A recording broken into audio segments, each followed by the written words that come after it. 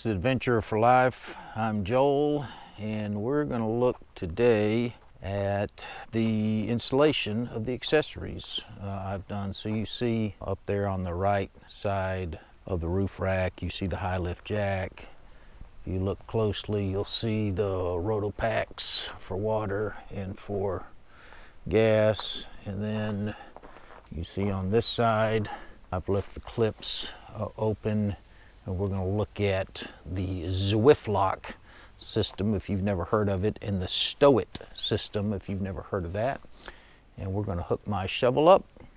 And so let's do that first. This first of all, wow, you're going to look at this and go, boy, Joel, that should have taken 15 or 20 minutes, and I've got hours and hours and hours in this. Partly because, I didn't know what I was doing, but, all this stuff had to be unpackaged. There was tremendous amount of assembly that you're not going to see that was involved in this. And there was some doing and some undoing also as I figured out what I wanted to do. And you'll also see my theory on the tent and whatnot. So I had a lot of things that I was trying to accomplish, and I wasn't in a hurry, so it didn't really matter. So I took my time. So the first thing we're going to look at is this. You've already seen how the installation of any accessory on the roof rack system, on the Rhino Rack Pioneer system. In fact, let me stop, and I'm just going to show you how that goes real quick, just so we'll be on the same page. Okay, so I'm up on top of the rack, just again to make sure we're on the same page. You see what it looks like. It's got these channels that you can slide stuff in and then slide stuff down. And I'm going to just show you a very simple installation of this. So you've got these little metal pieces, and by the way, they are rectangular. So you don't think that they're square. They can only go in here one way. And so I'm going to slide this in here. You put that in, slide it down, then I'm going to slide the other end in, and now you can put it anywhere you want to. You can slide it along this channel, and again, put it anywhere you want to. They supplied this wrench that limits, you don't want to put stuff on here real tight. In fact, when I tried to, when I was getting the James Brood tent put on, those guys over tightened some of the stuff, and you can see some scars on the rack. It's no big deal, I don't think. But what this wrench says is when this is straight, which it is there, that's 4 or 5 Newton meters. I'm going to tighten it just a hair more than that. And so you'll see that it's tight. Anyhow, that's how you tighten stuff on there. It's a great system. What's one of the problems with it? Let me show you this real quick. So I don't know if you can see, but right there is one of the areas that was over tightened. It's not going to affect anything, but this is aluminum, I believe. And so, it's a softer metal. Okay, so here's a perfect example. I put this on, and then I decided that I wanted to put this locking mechanism around my high lift jack. Well, guess what? I had to remove this, put this in, slide it down, put this back on, Now I'm going to show you that it wasn't exactly that hard in a second, because I'm going to show you this Zwift lock system. But when you're putting things along these channels, you have to be cognizant of what needs to go on first, and if you forget something or leave something out, hey, you can end up having to take stuff off and put stuff back on. With that quick primer of the way the Rhino Rack Pioneer platform system was originally designed, they've come up with this new feature, and it really is two things at the same time. It is what's called the Zwift lock system and also the Stow It system, and I'm going to show you both at the same time because I'm using both together. So what is the Zwift lock? The Zwift lock is these little blue plastic pieces here, and if you look, you see that those turn. And so, and again, this is a little hard to do because I'm doing it one-handed, holding the camera with the other one, but you can slide this down into the middle of the channel, if that would, again, it's hard to do. Okay, so you slide it down into the middle of the channel. You don't have to start it from down here where this big opening is and slide it all the way down. You can just set it in right there, and then if you take your wrench and stick it in there, you can, I'm going to try to do this by hand. I'm just going to hand tighten it real quick. And as you do that, those metal pieces inside the plastic turn. And so now, this thing is locked in place. Now, I could have done it a little bit looser, and maybe I should, so I can slide it side to side. But those metal pieces have turned now, and so again, instead of having to start down here at the very end and slide things down and get things in order, you can just stick these in anywhere. Okay, so that is the first part. That is the Zwift lock system. Now I'm going to show you the Stow It system, which this piece here and this piece here are part of the Stow It. Piece here is part of the Stow It system. So what you're able to do is connect these wherever you want to, and I did the high lift jack this way too. You connect this, and then you can connect, this is an accessory that I've connected to this, and instead of having to put this on and slide it down using this piece here, I'm able to just put that up there, slide that down, and it locks in place. And then you take a screw that they've supplied, get in there, put it in the hole, and now you've got that locked in. So that is the blue things that slide in the channel, again, are called the Zwift lock system. They really do make some things easier. You don't need them for everything, but they do make some things easier, like putting things on the side. And then this Stow It system is set up so basically you can take, I'm going to say anything, but it's not really anything, and attach it to the side of the rack, which allows you to conserve space up on top of the rack. So now let me go ahead, and I've got this, I don't have this all the way down, but I'm going to go ahead and hook the shovel in, and hopefully I'm not too awfully close, but I've got the shovel set in there. Again, I'm doing this one-handed, so quickly I'm tightening that down and then tightening this down, and now I've got everything in place. And again, this is really easy. This Stow It system with the Zwift locks makes things very easy to get things in place. So I'm going to tighten all that down, then I'll shoot some more. Okay, I've fastened this down good. I've tightened that. I'm going to mention one other thing. Well, a couple other things. One, I did go buy a ratchet wrench or ratchet socket because you don't want to over tighten this stuff. Again, this is rated for 4 to 5 Newton meters. You can get on the internet and easily find a conversion. This is rated in inch pounds, but you can convert. So, if you've got the Rhino rack, I certainly would recommend that you get a torque wrench if you don't have one already. Second thing is, and I mentioned this a couple of weeks ago, these things, this does have a lock on it. So the way that you release this is by squeezing that. Oh, I hadn't locked it. You squeeze that, and that's how you release it. But if you want to lock it, you can with the key that's provided. Now, of course, you can't squeeze that. The point that I made a few weeks ago is that the keys, these are 3 keys. One of them came with the cable lock system, and 2 of them came with this, and they're all basically interchangeable. So, it may very well be that somebody else with a Rhino rack system has a key that'll fit your device.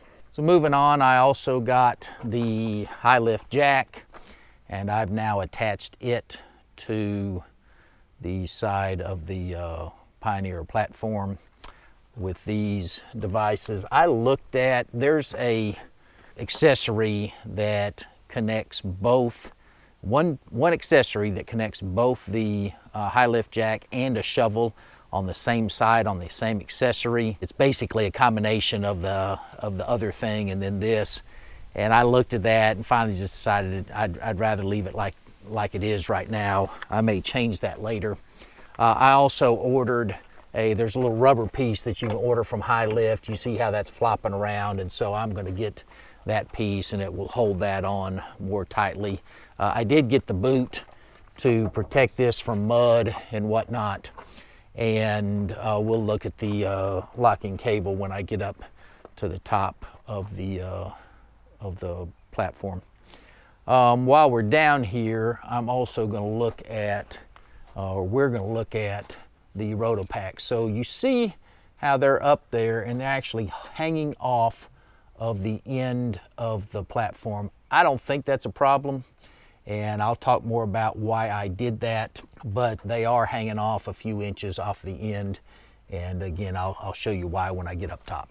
By the way, I've climbed up and down that ladder a bunch of times and it's just rock solid, so I'm very pleased with how that goes. All right, so back to the Rotopax. I did get, I think they call it the LOX system, L-O-X, and so I've got keys that go in there. By the way, on those, there actually is the key that fits on that one doesn't fit for that one, and vice versa.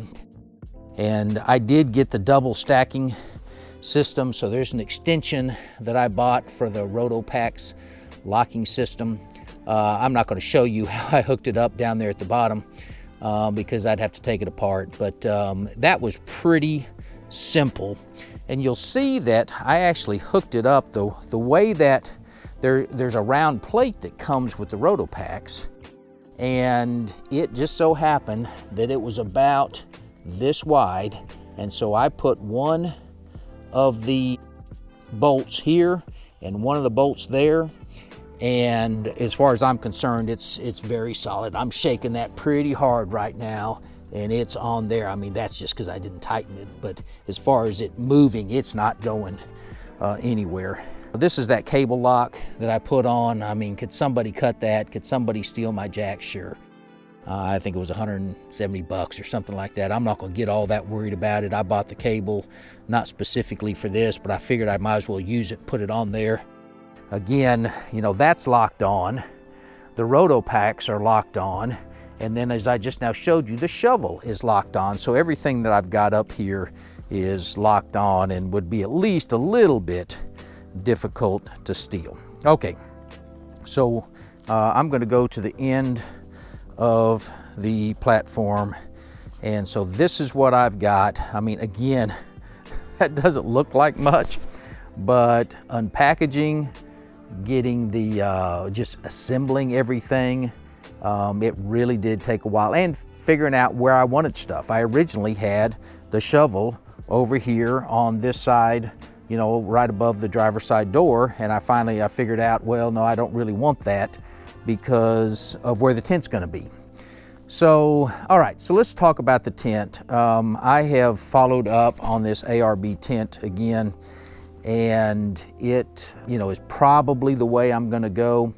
What's one of the big problems? It automatically, the altitude tent automatically lifts and retracts itself, which to me is very, you know, desirable, and I really want that. What's the problem? Those mechanisms are about probably 5 or 6 inches on each end. They add about that much, so basically 10 to 12 inches to the length of what most of those pop-up kind of tents would be. And so if I leave all this stuff like this, then I need about 90 inches. It's actually exactly 88.75 inches.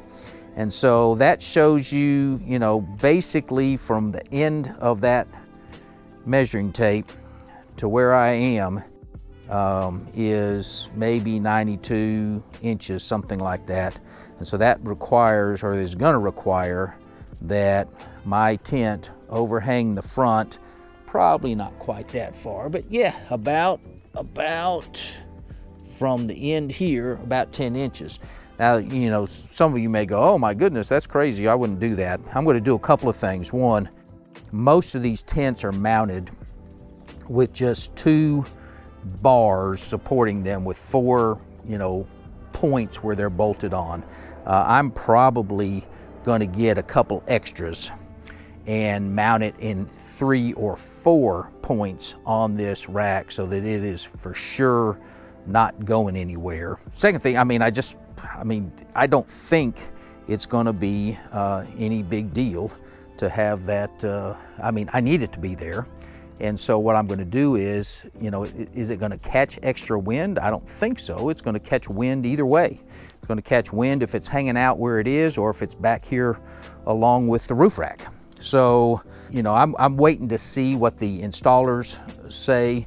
I don't imagine, I remember what I was going to say a second ago. If you look at the channels underneath the tents, most of those channels don't start until 10 to 12 inches back from the lip of the tent. So if that's the case, if the channel on the tent connects here at this lip, well, you already have the overhang that's associated with the way it's connected on the tent. And I may not be saying that very clearly, but hopefully you get the point, and hopefully I'm going to get it installed and we'll be able to show you what I'm talking about. But you know, you get up here and you initially say, man, that's a huge roof rack.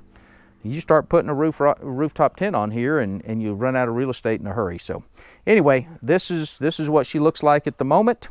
It's micro addendum time. One other thing that I did was, you see the way I put these Rotopax on there, if there did happen to be some leak of gasoline from that or water from that, you know, I'm not too concerned about the water, but of gasoline, at least it's going to go off the back of the vehicle, and if I'm moving forward, it's going to get blown off or whatever. And so that was just an additional thing that I did that I thought made sense. One other thing, since I'm standing right here, I've been tempted several times. In fact, if you look at the top of that tire, it's a little bit dirty right on top. Well, as I've been installing stuff, resting my feet up there. Now, I'm not going to stand on that tire, but you know, it's mounted pretty solid. Obviously, the tire is very heavy, but I'm not, you know, super light either. So, you know, I wouldn't stand on that, although it's very tempting doing the things that I've been doing. All right, see you next week.